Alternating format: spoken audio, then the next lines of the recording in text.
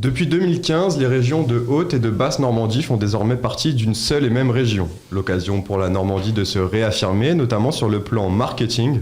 Pour en parler aujourd'hui, je reçois Benjamin Morin. Bonjour. Bonjour. Alors vous êtes responsable relations presse à Normandie Attractivité et vous êtes accompagné aujourd'hui d'Émilie Bonnet. Bonjour. Bonjour. Vous êtes responsable ambassadeur à Normandie Attractivité. C'était important pour vous, cette réunification régionale, pour lancer vraiment une campagne marketing sur la marque Normandie? Oui, effectivement, la réunification des deux régions a été l'opportunité de se poser cette question et de se dire que c'était le moment pour la Normandie de lancer une démarche où on est fier d'être normand, et aussi parce que le mot Normandie, tout simplement, a tout son sens, déjà à l'international, mais aussi pour les Français.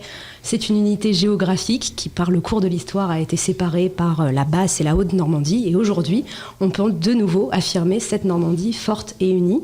Et donc, c'était le moment ou jamais d'engager une démarche de marketing territorial au travers de la marque Normandie.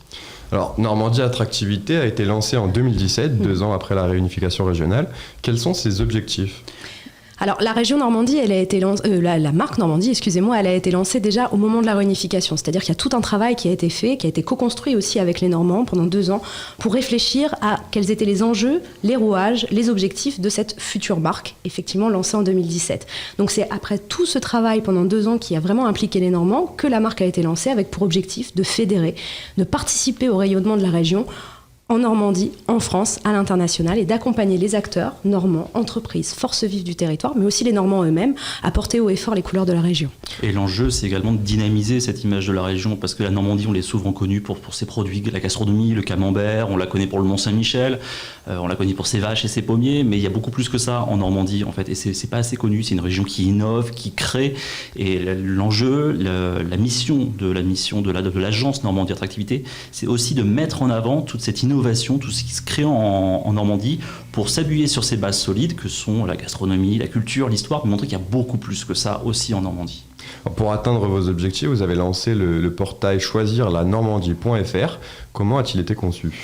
En fait, ce portail, il est en ligne depuis le 1er octobre, et il répond à 2 missions. La première, c'est de s'adresser à tous ceux, toutes celles qui auraient l'ambition de venir s'installer en Normandie, travailler, vivre, investir en Normandie, et qui se poseraient peut-être des questions toutes bêtes sur mais est-ce que tout le réseau est équipé en 4G ? Est-ce qu'il y a la fibre partout ? Combien de temps en train on met pour venir en Normandie ? Est-ce que l'immobilier c'est cher en Normandie ? Si j'y ai jamais vécu, je ne le sais pas forcément. Et donc plus qu'un site, ce n'est pas un site vitrine, c'est un portail où nous on va guider les personnes pour répondre à toutes les questions et les orienter vers les interlocuteurs qui pourront répondre précisément. Donc par exemple, si on parle d'étudiants, une personne qui se dirait je veux venir étudier en France, je suis étranger, je veux venir étudier en France. Qu'est-ce que la Normandie a à me proposer ? On va lui dresser un panel assez rapide, succinct de ce que la Normandie peut proposer, mais on va l'inviter à aller sur le site du Crous, sur le site des différentes universités, pour qu'il ou elle ait ses réponses. Et donc ça, c'est la première mission, c'est de s'adresser aux futurs Normands, aux personnes qu'on espère convaincre de venir poser leur valise en Normandie. Et la deuxième mission de ce portail, c'est aussi de s'adresser directement aux Normands qui sont aujourd'hui en Normandie, qui peuvent devenir, qui sont les prescripteurs de leur région. Ce sont des ambassadeurs qui sont pilotés par Émilie. D'abord, sur l'aspect touristique, la Normandie a des atouts. C'est l'objet du premier onglet du portail, Je visite. Qu'est-ce qu'on peut visiter en Normandie ? Énormément de choses. On a la chance d'avoir une région très variée, avec tout un tas d'expériences touristiques possibles, en allant des côtes jusqu'à l'intérieur des terres, au bocage, au patrimoine, à la culture. Alors beaucoup de régions le diraient éventuellement, mais nous on a une réalité géographique qui nous permet de dire que effectivement les expériences touristiques en Normandie sont très variées.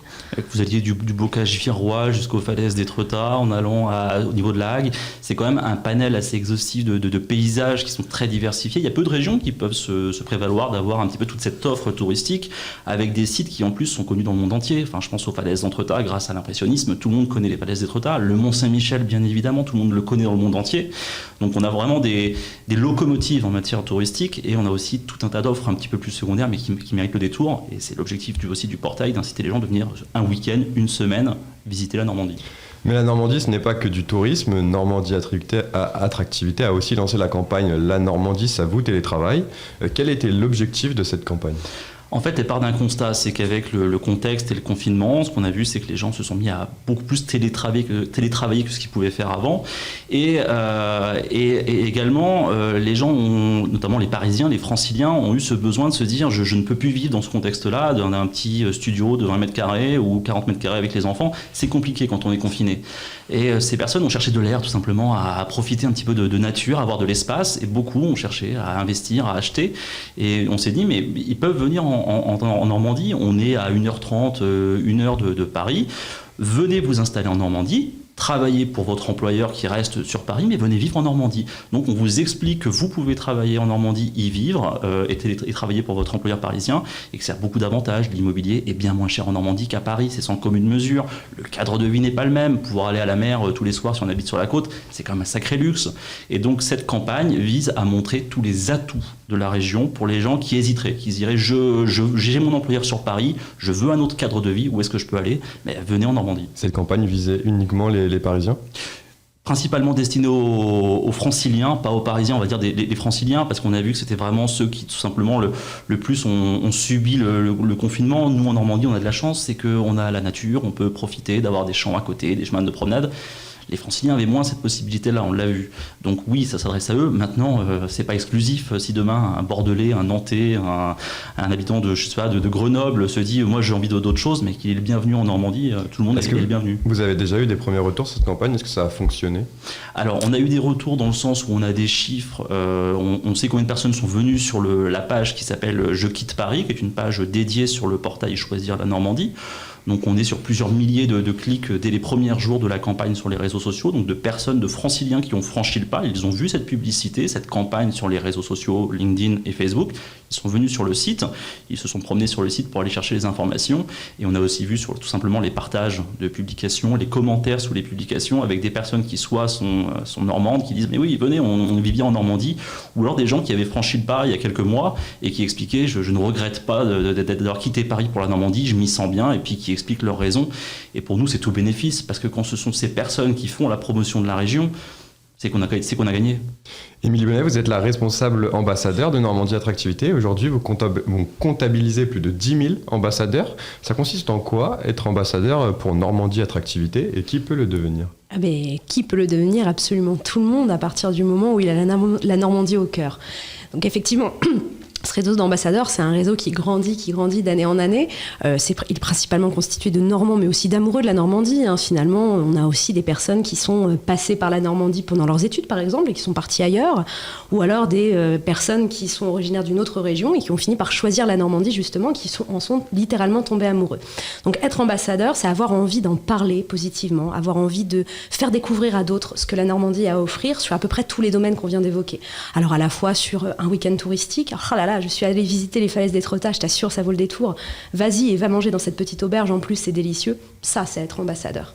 Être ambassadeur, ça peut être aussi porter des projets très forts pour la région et avoir envie d'en parler, se constituer, co-construire les choses avec les autres. Et nous, en fait, notre raison d'être, c'est d'identifier toutes ces bonnes volontés et de les animer, de leur proposer des actions, de les accompagner au moyen d'outils digitaux, mais aussi au moyen de rencontres, quand la situation nous le permet, pour vraiment galvaniser toutes ces bonnes volontés en Normandie et faire en sorte que les Normands eux-mêmes soient prescripteurs de la région. Être ambassadeur, c'est à la fois être ambassadeur dans la vie privée, dans la vie publique? Oui, on va dire que c'est un engagement qui est personnel, mais on a aussi conscience que beaucoup de nos ambassadeurs sont ambassadeurs au moyen de leur fonction professionnelle.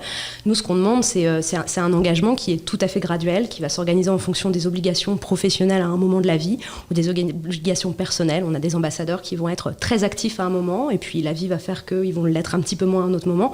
Mais c'est aussi pour ça qu'on a un collectif important. On est sur 10 000 personnes, qui nous permet aussi de pouvoir compter les uns sur les autres. Et ce qui est important, c'est que ça n'a absolument rien de contraignant. C'est uniquement un engagement de principe.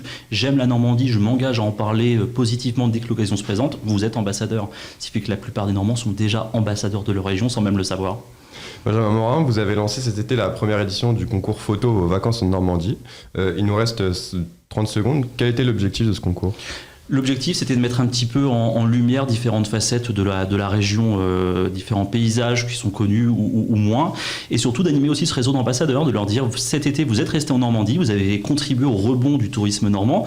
Eh bien, écoutez, pour vous remercier, ce qu'on vous propose, c'est un concours. Envoyez-nous vos plus belles photos.